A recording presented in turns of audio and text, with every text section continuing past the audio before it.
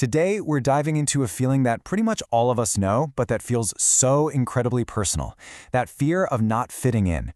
You know the one, that little knot of anxiety that can pop up in a meeting, at a party, or even when you're just hanging out with friends. So let's get into why that feeling is so powerful.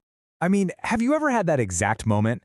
You're in a room full of people, but instead of feeling connected, you just feel off. There's this nagging worry that maybe you don't really belong. It's such a strong feeling, and today we're going to unpack exactly where it comes from, layer by layer. So here's our game plan. We're going to start on the outside, looking at the huge pressures from society itself. Then, we'll turn inward and explore our own individual psychology. After that, we'll dig even deeper into the ancient shared roots of what it means to be human. And then finally, we'll tie it all together and talk about how to find that sweet spot between belonging and just being ourselves. All right, first stop, the biggest force of all, society. You see, there are these powerful and often totally invisible currents that are always pushing and pulling us, shaping our deep-seated need to conform. To get a handle on this, sociologists like C. Wright Mills give us a couple of really useful ideas. First up is socialization. Think of it as the lifelong training program for being a member of society. It teaches us all the unwritten rules. Then you've got social control. That's basically all the ways society makes sure we follow those rules, everything from a weird look to an actual law. And you put those two together, that's a huge amount of pressure to just fit the mold. The philosopher Herbert Marcuse thought this went even deeper.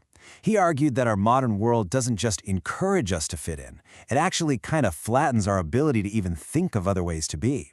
He called it creating a one-dimensional person, someone who just accepts things as they are. And when you can barely imagine an alternative, the fear of being different becomes way more intense. So what's the result of all of this pressure? Well, C.W. Mills had a great word for it, a malaise.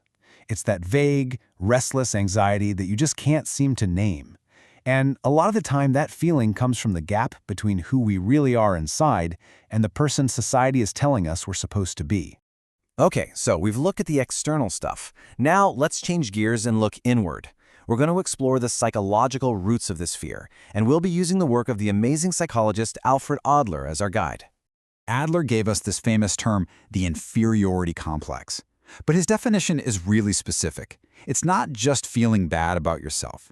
It's what happens when we're up against a problem that feels impossible to solve, but our ego just refuses to admit that we need help. And that internal battle, that's where all the anxiety starts to brew. So what does this actually look like in practice? Well, Adler noticed a pretty clear pattern. First, we run into a really tough problem. But instead of facing it, which might mean we'd have to cooperate or ask for help, that inferiority complex kicks in.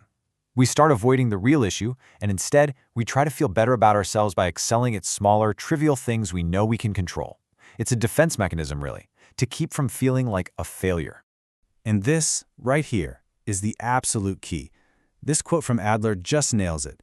That inner voice of inferiority, it isolates us. It keeps whispering in our ear, you can't cooperate, you can't connect. It makes reaching out to other people feel not just difficult, but totally impossible.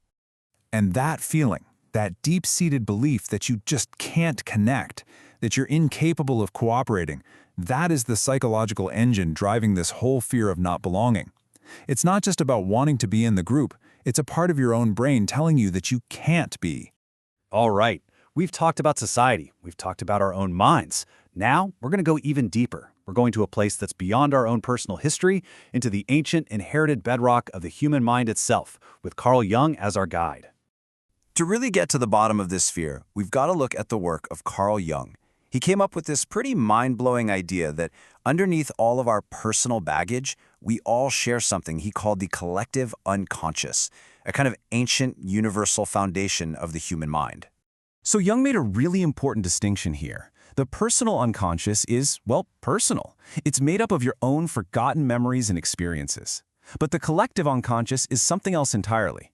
It's the psychological inheritance we all share, a deep reservoir of primal patterns and images he called archetypes. It's our psychic connection to every human who has ever lived. This pull to be part of a group is so primal. Jung had a special name for it, participation mystique. It describes that state where you identify so deeply and unconsciously with the group that the line between you and them just blurs. It's this powerful, instinctual sense of belonging that's happening way below the surface of our conscious minds. So here's the bottom line. When we're scared of being cast out, we're not just worried about being lonely on a Friday night.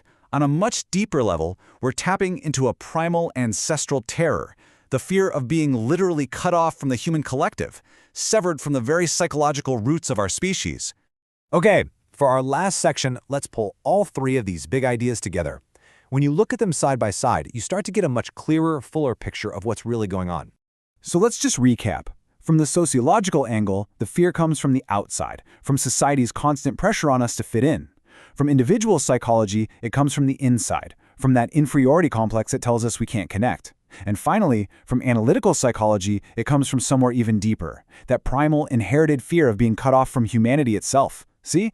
They're not different explanations. They're just different layers of the very same fear. Now, look, understanding all of this, the societal pressure, the inner psychology, the ancient history, it doesn't just make the fear disappear, but it does give us power. It gives us a map of the territory. And it leaves us with the really important question we all have to ask ourselves. Knowing all this, how do I find that delicate, personal balance between my deep need to belong and my equally important need to be true to myself? Finding that balance, well, that's the real journey. Thanks so much for joining me.